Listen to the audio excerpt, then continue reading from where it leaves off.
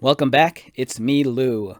I'm here for another action figure unboxing and review, and today from McFarlane Toys in their DC Multiverse line, we are featuring Batman from the upcoming Flash movie. Alright, so I'm going to apologize in advance. This might not be as deep as a review as I normally do. We're going to primarily focus on this figure here on our left, which is the Gold Label Collection Batman. Previously, I reviewed this figure already. So, if you haven't seen that video, go check that out. In that video, I go through all the different points of articulation and all the detail and whatnot.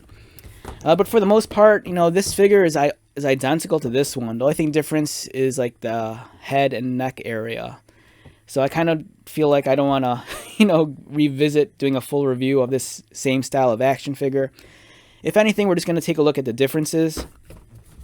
So let's begin. So what we have here is the Michael Keaton Batman from the upcoming Flash film. This figure here is the standard figure that you can find at retail. The one on our left is the Gold Label Collection, which I believe is a Target exclusive. Today is May 5th, 2023, and that's where I got this guy. Found him at my local Target while I was out running some errands and buying groceries. Of course, I hit the toy aisle first before buying, the life-sustaining groceries that I needed. And I saw this figure, and I'm like, you know what? I need this. So I grabbed it. On the back, two different illustrations of Batman. They're all right. For coming out of like McFarlane Studios, I kind of expected something a little bit, better, but they're decent. So let's take these out and let's do a quick side-by-side comparison. And you can judge for yourself whether or not you need the Michael Keaton Batman without the mask or with the mask. For me, I kind of felt like I needed both. Just because, I don't know, I like maskless superheroes sometimes, but at the same time it's Batman, so I definitely need him with the mask. In a perfect world, it would have been nice if McFarlane just gave us like this one figure with two head options, but that wasn't going to be the case.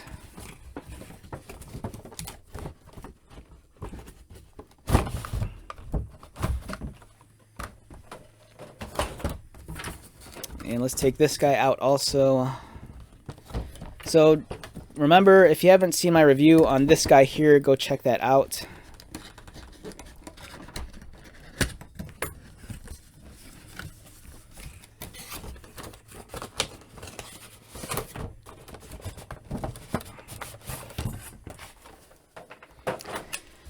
Alright, so we have both versions of the Michael Keaton Batman.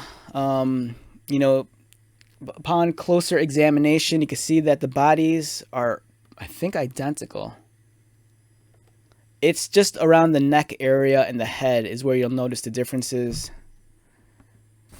For example, for the stock Batman, his cowl connects to this Batman emblem right here. And then there's his head. Whereas on the maskless version, you'll notice the difference in design with the cowl. It almost looks like he's wearing a medal. It's almost like at the end of Star Wars A New Hope, when Princess Leia is giving Han Solo and Luke Skywalker the medals. This almost looks like a Batman medal. Like he, maybe won, I don't know, the Olympics for swimming or something. And then here's the medal with the straps that go around his neck. So yeah, there's a difference there. And of course, the head and the neck are really different as well. Flesh tone around the neck area. And I think the biggest culprit with this is the fact that as much as fans complained about it, they still gave us that side eye on the face. So unfortunately, the figure is not looking directly at us. He's looking out towards the left corner of his eye, which I know for a lot of fans is very bothersome. The head sculpt, I think it's all right, but there's something about it where it doesn't capture Michael Keaton's likeness perfectly. But that's something that McFarlane's had issues with in the past. Very rarely do they have the actor's likeness like down to where it looks exactly like them. For me, at least, this looks a little bit off. Michael Keaton's pushing like 71 right now, so he probably filmed the movie when he was probably like 68 or 69. And this conveys a much younger looking Michael Keaton, which in some ways it could work. You know, if you want to make a custom 89 Batman and use this as the head, you know, go for it. You just all you have to do is just recolor the hair. But I don't think this really captures like the distinct age and the authority and the presence that he conveys in the film, especially as being a much older character.